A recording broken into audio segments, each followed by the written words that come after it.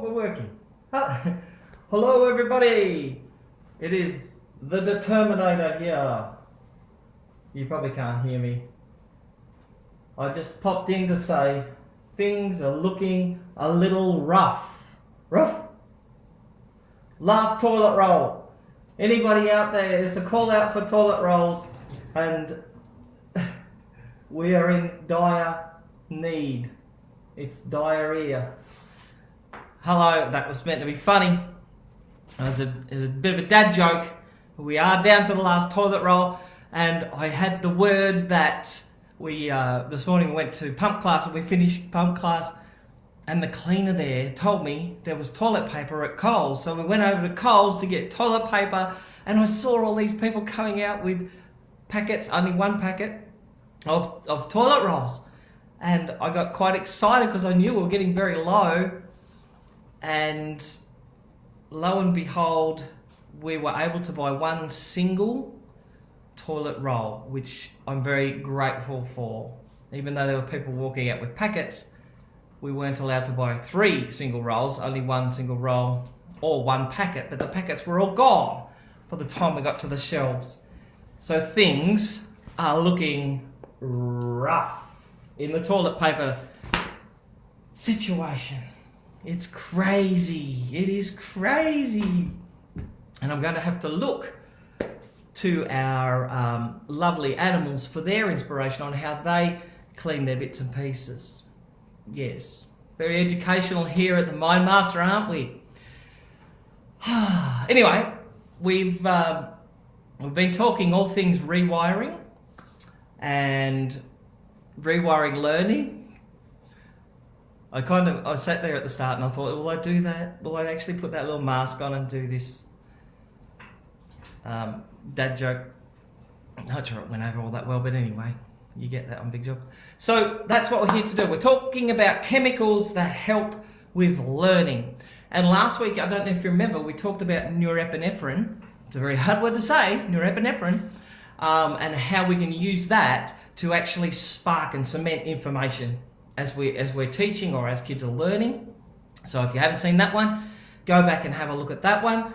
But today we're talking about dopamine with dopamine. Now, dopamine's that feel-good chemical that we've all experienced. It's kind of the reward-based chemical. And when we're in lack of motivation, that sort of thing, we need more dopamine to help. And it helps with memory also. Okay? So, just a quick hack if kids are, or if you're in the classroom, this is a really good one, but if kids are doing their homework or whatever and they've got the, I don't want to do this and I'm bored and that sort of thing going on, one thing you can do, which works really, really, really well, is, well, there's a couple of things, is actually get up and move. All right, that'd be my first point of call. So we're doing our spelling, and then 10-minute activity, look, cover, write, check, or whatever it might be, is dragging out and becoming a 20-minute, 30-minute activity. As soon as you see kids lose focus and lose concentration, activity is the go. Now, one quick little way to do this, and I'd encourage you to do this with your children as well as the kids doing this, is I recently have been using a little hack from Tony Robbins. Quite amazing, Tony Robbins. And he has this morning routine that he does where he does a breathing exercise. All right, and it's you have your arms up and then you're pulling down, but you're breathing through your nose at the same time. So I will put a link to that underneath and you can have a look at Tony's hack. Another good one is Super Brain Yoga. Okay, it gets the dopamine flowing, it gets things happening, we're more motivated and actually improves memory. If you when you go to the gym, you don't want to go, do you? And then you go through the pump class or whatever, I'd say pump class because that's what I do. You go through pump class and at the end of it, you're beaming and you're full of energy, you're ready to go, ready to focus again, ready to do whatever. So Super Brain Yoga, Tony Robbins, I think it's his morning meditation, something like that. There are two things you can do to very, very quickly stimulate that dopamine, and learning becomes easier and a little more fun, and kids are a little more motivated. Okay, producing those chemicals in the brain so that learning becomes easier. Now, some children will need this maybe a couple of times. Some kids will just need it once. Most will need it just once. It depends on how long they're studying for, or how motivated they are to start with, how tired they are to start with. So doing that exercise, okay, can really, really help. I'd attempt to demonstrate. You've got to breathe through your nose, and I'm a bit afraid that I'm going to put some things out and you might catch coronavirus, for goodness sake, from breathing through my nose. No, that wouldn't happen digitally, would it? All right, there you go.